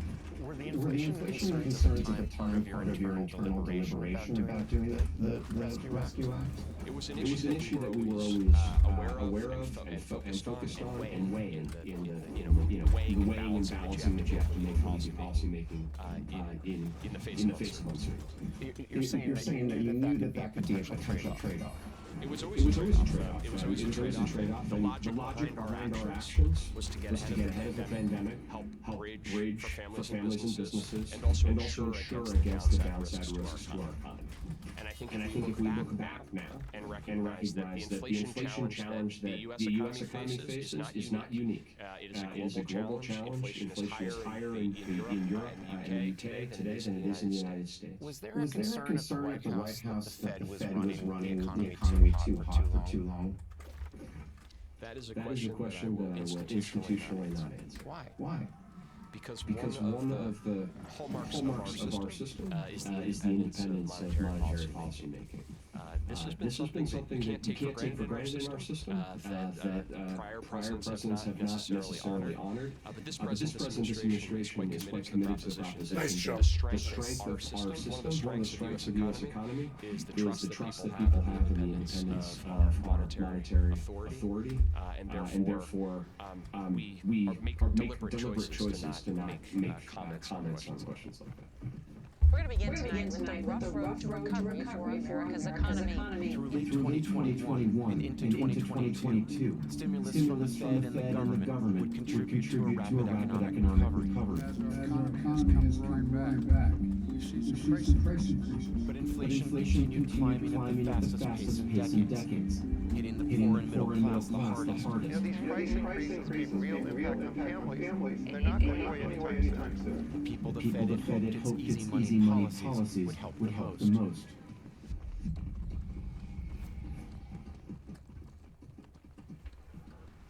This is the epicenter of this rise in inflation. The highest inflation rate of any major city in the country. No city had it worse than Phoenix, which had the highest inflation rate in the nation. When I visited St. Mary's Food Bank, the cars were lined up first thing in the morning. Every day, my key team, we get an email with the number of people come through. Yesterday was 1,007 households. And it's not people, it's households coming through. They're feeding 4 or 5 people. And it's like, wow. And that's 5 days a week. They just don't have any other choice. We're hearing that their budget is being beaten up by all the impacts of inflation. And it's either that or they don't have food for their children. I'm a single mom, sometimes at the end of the month I need assistance.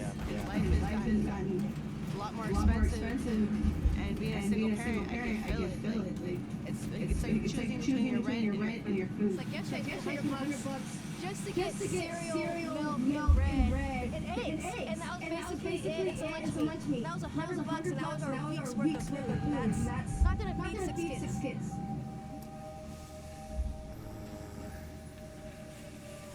When did you start seeing an increase in people coming? It was the end of February this year, 2022. We saw a slight uptick. Didn't know if it was real, but it kept climbing. And it's climbed all through summer. We thought that was a plateau. And then at the end of summer, it's continued to climb. And here we are today with 1,000 households coming through. We've seen a 26% increase year over year in the number of people coming to us for help. From 2021 to 22? Yes. And of that, 18% of the people are first-time people coming to the food bank. Is what you're seeing now actually worse than what you saw during the pandemic? It is worse now. And it's worse because the food was more available during the pandemic. We're seeing food availability going down. What was once predictable doesn't appear to be predictable anymore. And it's probably going to get worse before it's going to get better, unfortunately. What brings you here? Just trying to get a little extra food. Can't really, trying to stretch the dollar. Yeah. It's not hard to spend $200 at the grocery store and only have one week's worth of food for two people. Have you been coming here a long time, or is this more recent? It's more recent. Since probably the last 6 months. I've been coming here. Working? Are you? Yeah, I'm working, but it's just not enough.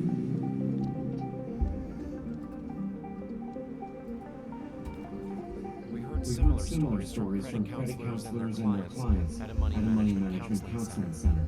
You know, we're getting all these folks who are telling us for the first time they can't pay their bills, they can't make ends meet. And often when they say that, they say, I'm a good person. I've always paid my bills before. With the inflation, they just have eaten away their savings. You know, people have told me, I did the 6 months savings for an emergency fund. That's gone. So you're saying that it's not just folks that you're seeing that have had chronic problems with credit or there's a lot of new people that are coming to you now. Yeah, these are folks who had been making it before and were solidly middle class now. And today are struggling to make ends meet, struggling to keep their utilities on, struggling to stay in their apartment or their home, and are really in danger of falling out of the middle class. Like it's a shrinking middle class problem. How real are rent increases right now? At a local shelter here in Phoenix, we've seen an uptick of new families and individuals coming in that just could no longer afford where they were living. Because even where they were living, their rent increased by $500 to $1,000 in 1 month. Sometimes clients have called me now and they're angry when they call. They need our help, but they're angry. And I understand that they're ashamed and crying. And all of that, but I was there. I was one of them, you know. Are your numbers up in terms of people that are seeking out help at the moment? So it's not just that we're getting more calls, it's the folks who are calling us are in greater distress. Now instead of calling us because they're just behind on their credit cards, they're calling us because they're behind on their credit cards, and they're behind on their utilities, and they're struggling with housing payment. They are facing greater economic challenges, I think, and more diverse economic challenges than what they faced just a few years ago. It's a different world. But I have to tell you, I go to the store and I am just shocked. I'm keeping my nose above the waves right now, but I feel like that wave is a lot bigger than I thought. It's behind me and it's coming.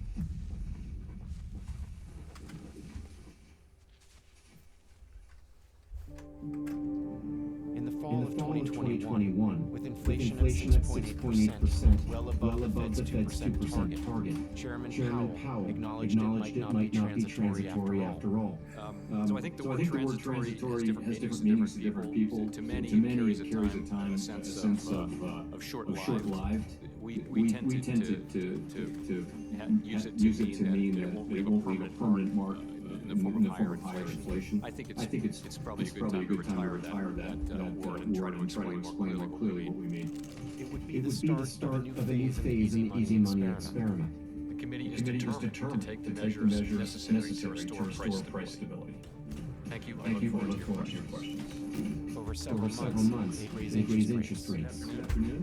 It's nice to see everyone in person. First time in a couple of years. In response to the rising inflation, the Fed would also pause quantitative easing and begin tightening. At today's meeting, the committee raised the target range for the federal funds rate. We also decided to begin the process of reducing the size of our balance sheet. But neither Powell nor any other Fed official explained with any precision just how far the Fed will go. The Federal Reserve raising a key interest rate 0.75%. Biggest hike in nearly 3 decades. The Federal Reserve has raised its interest rates again.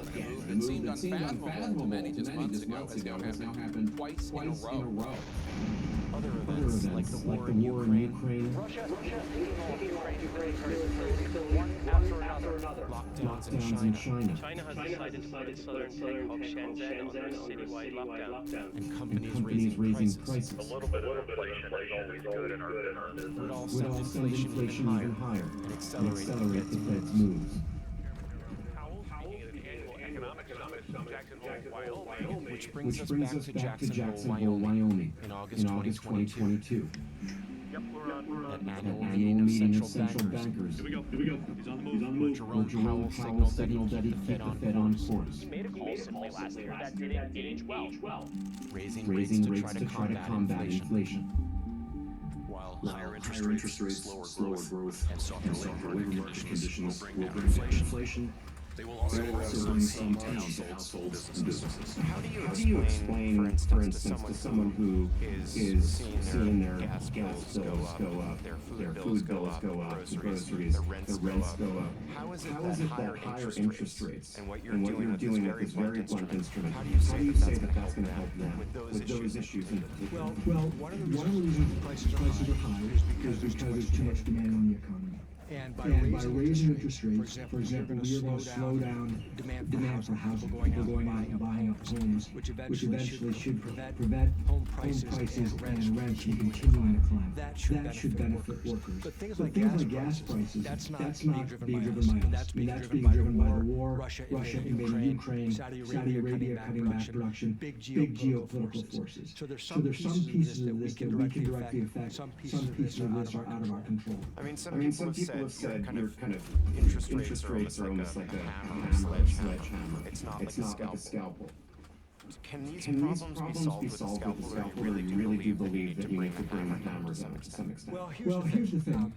I would love to be able to bring it with a scalpel. And a year ago, I argued that I thought many of these factors were transitory, meaning you've got these one-time events, they're going to pass, and then inflation will come back. So let's not bring out the hammer. That was my view. That didn't happen. So now we have to bring the hammer. Because if we don't bring the hammer, this thing can get out of control. So to those who point to the Fed and say you ran it too hot for too long and that was an epic mistake, you say what? I said, look around the world. Other central banks adjusted more quickly than we did, to their credit. And unfortunately, their economies are facing very similar inflation. And so yes, with the benefit of hindsight, I wish we had tightened sooner. But I'm not kidding myself to think it would have made a big difference from where we are in inflation today. A month after Jackson Hole, I caught up with business reporter Chris Leonard as the Fed was announcing another rate hike, moving up the fastest pace in 40 years. Good afternoon. Today, the FOMC raised its policy interest rate by 3/4 of a percentage point. It can be a little bit hard to understand because you hear, okay, the Fed hiked rates today to 3.5%. What does that mean? That my credit card rate is going to be a little bit higher, or I have to borrow more money for a house? He is talking about a fundamental restructuring of the financial system. The financial system globally has been built around extremely low, ultra low interest rates for 10 years. My colleagues and I strongly committed to bringing inflation back down to our 2% goal. I think people don't appreciate the magnitude of what the Fed did over the last decade. And so this is going to be like a long-term thing playing out over time, probably over like a year or two of shifting to a higher rate environment and then the correction that's going to cause. So he's talking about a huge adjustment that's not going to be an adjustment upward. Things aren't going to get easier. Things are going to get harder. Tonight, the economic alarms are blaring. The specter of this kind of economic upheaval has heightened concerns about a recession. The Fed has made it clear its number one priority is fighting inflation, even if it means the jobless rate, unemployment goes up. Good evening! Are we going to let this inflation stop? We're joining the union! It's also raised fears of layoffs, which has aggravated the organized labor movement. Liz Schuler leads the largest labor organization in the country and has been urging the Fed to slow down.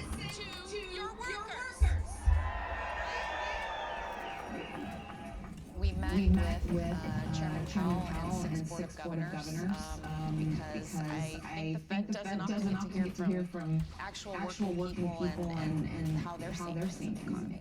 What was your message message when it's raised? That raising the interest rates is bad for working people. That we think it puts the trajectory that we're on at risk in terms of coming out of this pandemic. We know that we're in a consumer-driven economy, right? And if working people are not able to make ends meet, they're not going to be buying goods, and it's going to grind the economy to a halt.